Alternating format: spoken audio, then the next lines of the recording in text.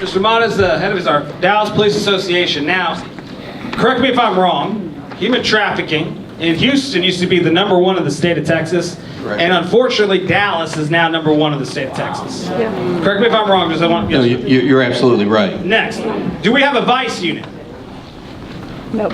We have people in Vice. We have people in vice. We have officers in Vice. Okay, so this is majority of this crowd's probably from Dallas. How bad is the issue as a law enforcement officer? He's a law enforcement officer and with the DPA. How bad do we have it from every aspect you just heard? From massage parlors to human trafficking to family trafficking. How bad is it as an officer from which group? It's just as bad as these folks are telling you. And I'm really enjoying this conversation because for once, I'm actually on a panel that we're being honest here. This is brutally honest. And you know, when I deal with politicians and city leaders, very often we don't have those honest, horrible conversations that people need to have. We gloss it over. You're exactly right. They gloss it over and show you all the pretty things. They don't want to tell you the bad things. And I always tell people, you know, you can have a tough, hard conversation with somebody and they may not agree with you, but at least if when you're honest with each other, both of you walk away understanding the other person's point of view. And usually you have an opportunity to agree on more than you disagree on if you're being honest. And so I appreciate the facts and the message that is sent here, because one is absolutely right. One, everybody needs to vote. Yes, yes. The president, I mean, that's huge, but your local races mean more to the everyday actions of your city than anything else. And most of y'all might not know, probably about 6% will vote in these city elections. 6% of the population. We should be embarrassed of a community. The fact that we have a country and a state that we have the ability to elect leaders and 6% of the people show up. It's a shame. But to answer your question, it is a serious problem in the city of Dallas, and we have ignored it for a very long time. We had a vice unit that was very active. The problem is when you completely shut down a unit for over a year, it's not that you just shut down the ability to enforce and to get those kids off the street. You completely shut down all your intelligence gathering.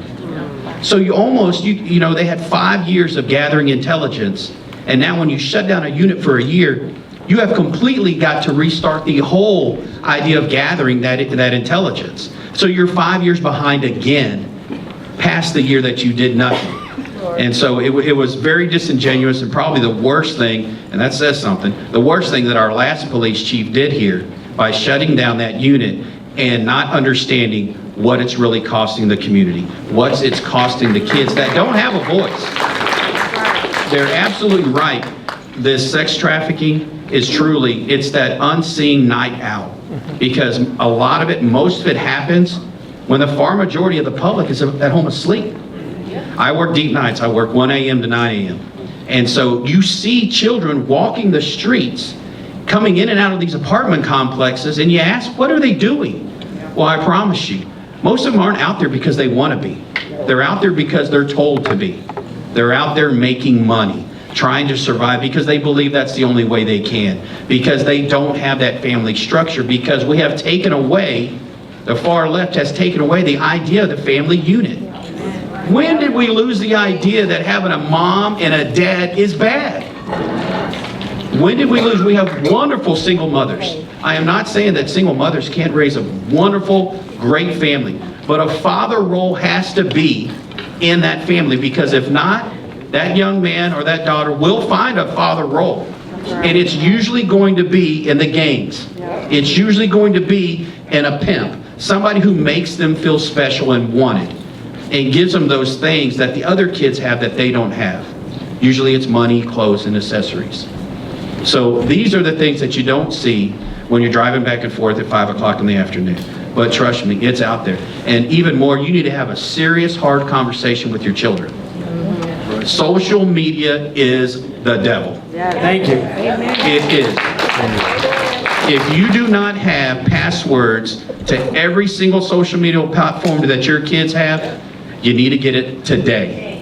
Because trust me, they may not be doing silly things, but people are contacting them, asking them to do silly things.